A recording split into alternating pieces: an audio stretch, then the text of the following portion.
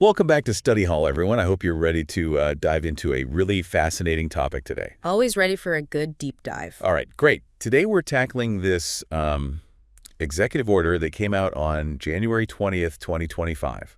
Big topic. It is. It's called, get this, Protecting the United States from Foreign Terrorists and Other National Security and Public Safety Threats.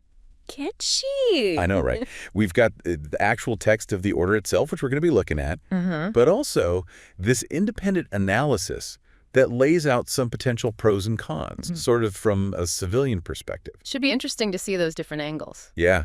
So are you ready to put on those critical thinking caps and really dig into this? Do it. Perfect. So let's start with the big picture. What's the main goal of this executive order? What's it all about? Well, I think at its core, it's all about beefing up national security, focusing on anyone who might pose a risk. Okay, so like who? What kind of risks are we talking about? Well, people who could be security threats, of course, but also folks who maybe advocate ideologies that could be harmful. Harmful ideologies. That's pretty broad, isn't it? It is, and that's something we can dig into more later. Okay, yeah. We'll definitely circle back to that. Absolutely. And then there's also the issue of people trying to, exploit our immigration systems. Okay, so trying to game the system, basically. Right. So the order is designed to address all of those things, and it calls for a pretty collaborative approach. Collaborative in what sense? Well, it involves a bunch of different government agencies: the State Department, the Attorney General, the Department of Homeland Security, and the Director of National Intelligence. They all have to work together. So it's a pretty big coordinated effort. Definitely. And a big part of that effort seems to be ramping up our vetting and screening procedures. Right. Making sure that anyone entering the U.S. is thoroughly vetted. Exactly. Think of it like, installing a much more sophisticated security system, checking everything more carefully, gathering more data. And not just for individuals, right? I was reading that this order also targets entire countries. You're right. The order requires those agencies we talked about to identify any countries that, maybe aren't providing enough information for us to do that thorough vetting. I see. So what happens then?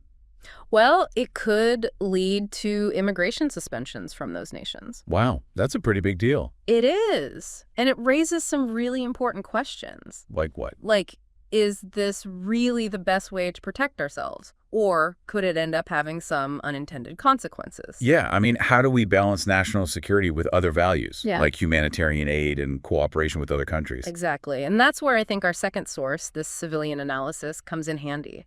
It lays out some potential pros and cons to consider. Okay, so let's jump into those. What are some of the arguments in favor of this executive order? Well, the analysis lists 5 key pros. The first one is, pretty straightforwardly, increased security. Okay, but what does that actually look like on the ground? How would this order actually make us safer? Well, imagine if there were, vulnerabilities in our visa programs that were being exploited, people coming in under false pretenses, using fake documents, that kind of thing. Right, trying to slip through the cracks. Exactly. This order attempts to close those loopholes, make it way harder for those kinds of things to happen. So it's not just about being more careful, it's about specifically targeting weaknesses that have been exploited in the past. All right. And that kind of leads to the second pro, which is preventing those kinds of exploitation attempts. So specifically by, hostile foreign actors. Okay, so plug in the holes, making it tougher for folks with bad intentions to get in. That's the idea. Now, the third pro listed is focus on assimilation.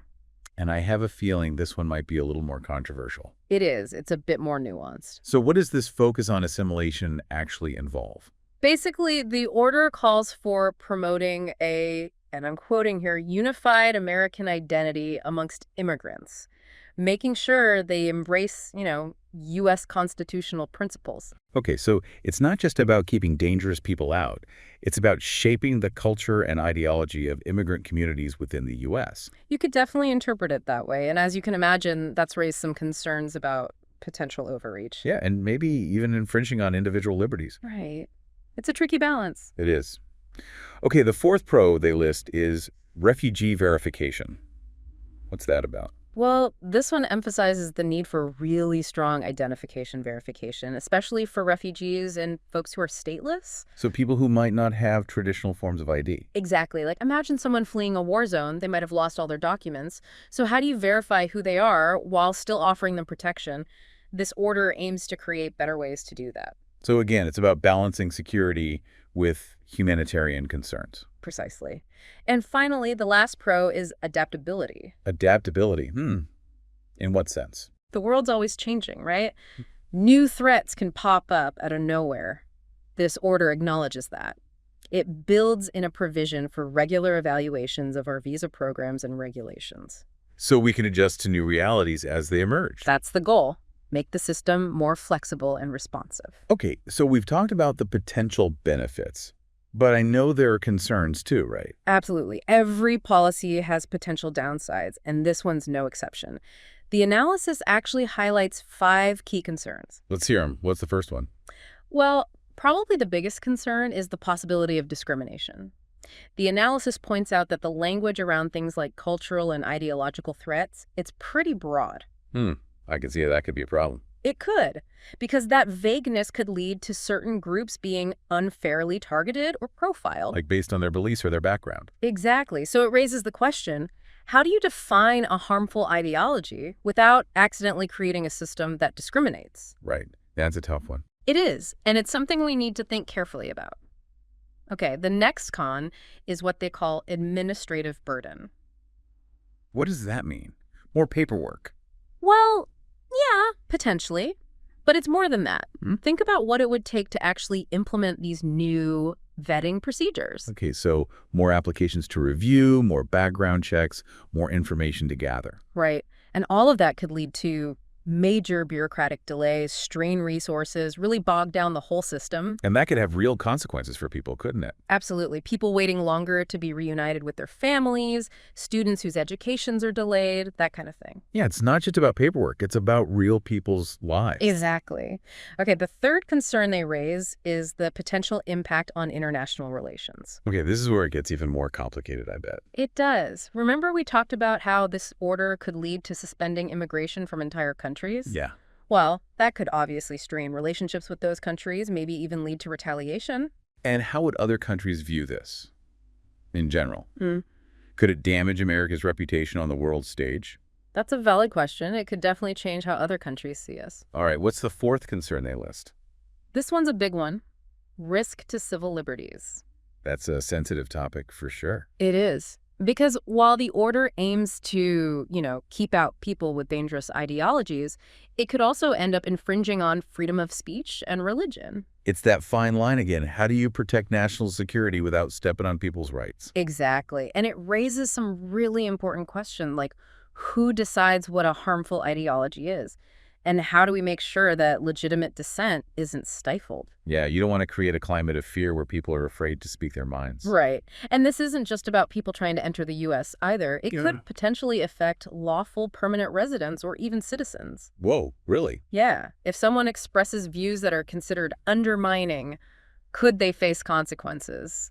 It's something to think about. It is. Okay, what's the final concern they list? The last one is the potential economic and cultural impacts. Okay, I can see where this is going. Right.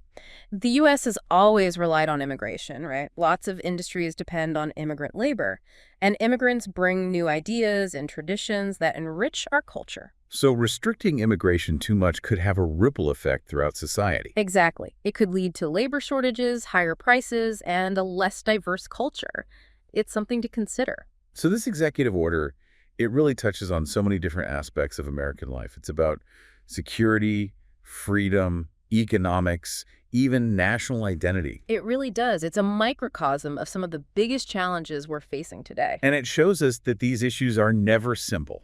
There are rarely easy answers. Definitely not. We need to look at these things from all angles, have open discussions, and be willing to listen to different perspectives. We've covered a lot of ground here, but there's still much more to unpack. I think it's time we take a closer look at the actual language of the executive order itself. Sounds good to me. Let's dive into the details. All right, so we've talked about the big picture goals and some potential impacts, looking at both the order itself and that independent analysis. But now I think it's time to zoom in a little bit. Okay, zoom in on what? The specific language used in the executive order. Right, because words matter. Yeah. Especially in a legal document like this. Exactly. So where should we start? Any sections that stand out to you? Well, I was looking at Section 3, the one titled Additional Measures to Protect the Nation. Good choice. That's where the rubber really hits the road.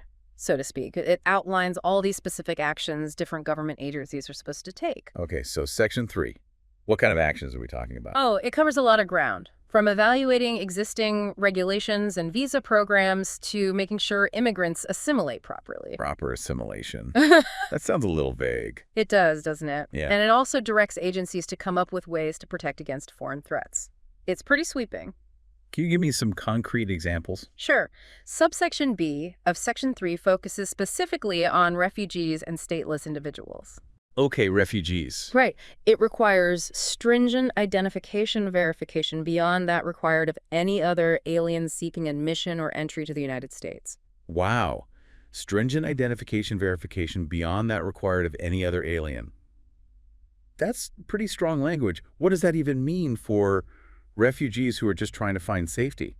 That's a really important question. I mean, on one hand, you want to make sure you're properly vetting people, especially when national security is at stake. But on the other hand, refugees are often fleeing from dangerous situations. They might not have all the documents they need. Right, they might have had to leave everything behind. Exactly. So this could make it even harder for them to seek asylum in the U.S. It all comes back to that balance we were talking about before, security versus humanitarian concerns. Yeah, that seems to be the theme here, finding that balance. I think so. And it's something each of our listeners will have to wrestle with as they form their own opinions. What other parts of Section 3 stand out to you? I was looking at subsection D. It talks about protecting against foreign nationals who have undermined or seek to undermine the fundamental constitutional rights of the American people. Ah, yes. Subsection D. That one's particularly interesting and potentially problematic because what does it mean to undermine fundamental constitutional rights? Yeah, who gets to define that? Right. And what if someone just expresses views that are critical of the U.S. government? Or maybe they support a different political system. Does that count as undermining? It's a slippery slope. It could definitely have a chilling effect on free speech. People might be afraid to express their opinions if they think they could get in trouble for it. Exactly. And again, it's not just about people trying to enter the U.S. This provision could also impact people who are already here legally, even naturalized citizens. It's a lot to think about. It is. So even though this executive order is primarily focused on immigration and national security, it really have much broader implications. You got it. It touches on issues of free speech, religious freedom, even what it means to be American. Big question. Huge. This order isn't just about who gets into the country. It's about shaping the very fabric of American society. It makes us ask, who belongs here? Right. What values do we prioritize? How do we balance security with individual liberty? Heavy stuff. No doubt. And it's clear this order is going to have a major impact. But the full extent of that impact is still unclear. We're going to have to wait and see how it all plays out. I agree. But in the meantime, it's crucial to pay attention, ask questions, and hold our leaders accountable. Absolutely. We all have a role to play in this. Exactly. And that's what Study Hall is all about, right? Helping people understand complex issues so they can participate in shaping the world around them. You said it. So we've gone deep into the details of this executive order. We've looked at the arguments for and against it, and we've explored some of the potential consequences. Now it's your turn, listeners. What are your thoughts? What really jumps out at you about this executive order?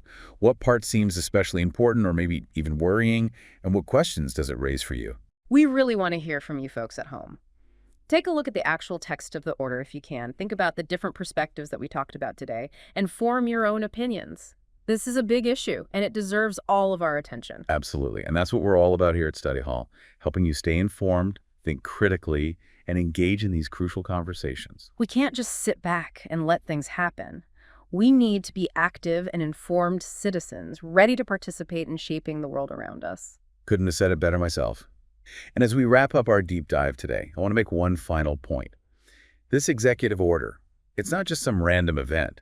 It's part of a much bigger discussion about immigration, national security, and what it means to be an American in the 21st century. A conversation that's been going on for a long time, and with implications that reach far beyond our own borders.